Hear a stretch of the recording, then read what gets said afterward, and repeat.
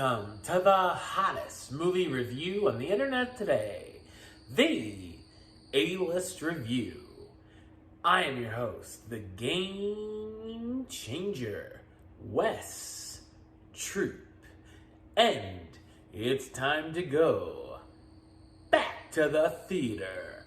And in this episode, it's the film adaptation of a popular Broadway musical, my review of the 2021 musical drama, Dear Evan Hansen, coming up now.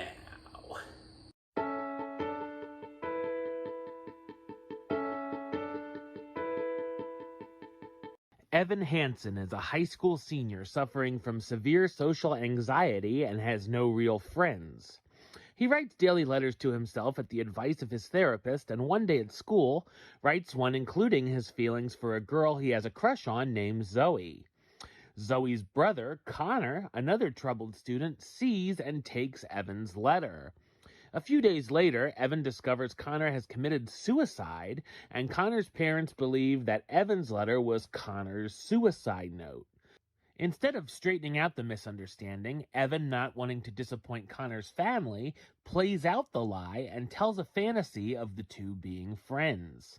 The tall tales Evan tells gets even more out of hand as Connor's family begin to treat him as their own son, and a charity is even in the works. So what did I think of Dear Evan Hansen? I thought it's a mediocre musical drama. It's based on the Tony Award-winning Broadway musical, which I knew next to nothing about going into this film other than the fact that it's popular. The movie is directed by Steven Chbosky, known for directing The Perks of Being a Wallflower and Wonder. First off, the film has come over a kind of controversy because of its star, Ben Platt, who's been called too old to reprise the role he originated in the stage version.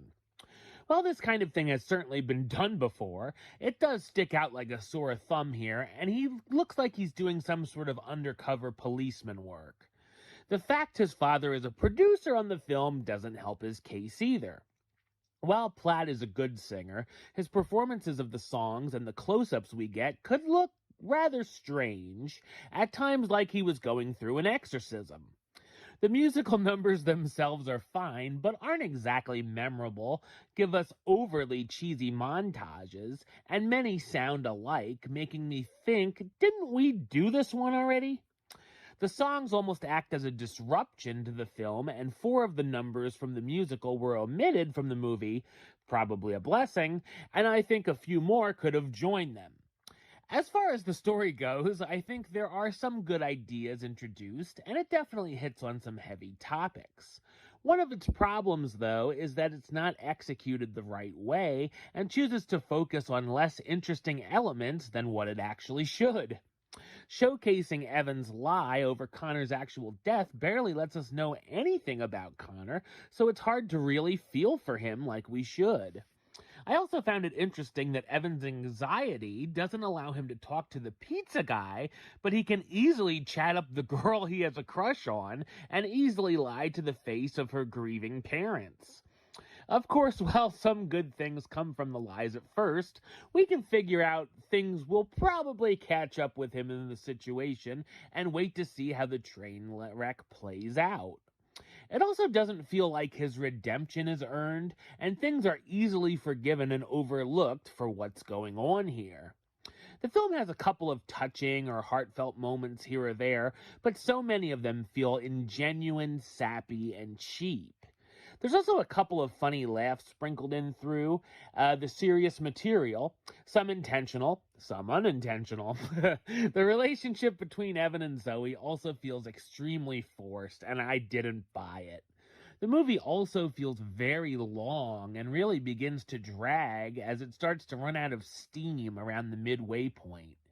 There's also some very one-note characters that are walking cliches, such as Connor's father who gave up on him long ago, or Evan's mom who's constantly working overtime. Many of the students come off more as caricatures than actual characters as well. For something positive, I did enjoy the performances of Caitlin Dever and Amy Adams, so at least they're a silver lining. The cast stars Ben Platt as Evan Hansen, the anxiety-ridden senior who gets caught up in a big-time lie. Amy Adams as Cynthia Murphy, the mother of Connor who is trying to hold on to anything she can and wants to hear good things about her son. Julianne Moore as Heidi Hansen, Evan's hard-working mom. Caitlin Deaver, how you doing? As Zoe Murphy, Connor's sister Evan has a crush on. Amandla Stenberg as Alana Beck, the student who didn't know Connor well but arranges a memorial and wants to start up a charity. And Colton Ryan as Connor Murphy, the senior who commits suicide. Dear Evan Hansen has some hit-and-miss performances, and while it means well, it ends up feeling out of touch, as almost everything about these serious subjects misfires. Number-wise, I'm going to give it a 4 out of 10, which gives it the A-list rating of meh. You know, it's okay. Alright, well that's the show. I'll be back with another review very soon. But until then, don't forget to subscribe right here on YouTube. YouTube.com/WestsideOf515. Like the show on Facebook, Facebook.com/WestTrueBaylist. And of course, you can follow me on the Twitter and the Instagram @WestAlist. Until next time, Troop out.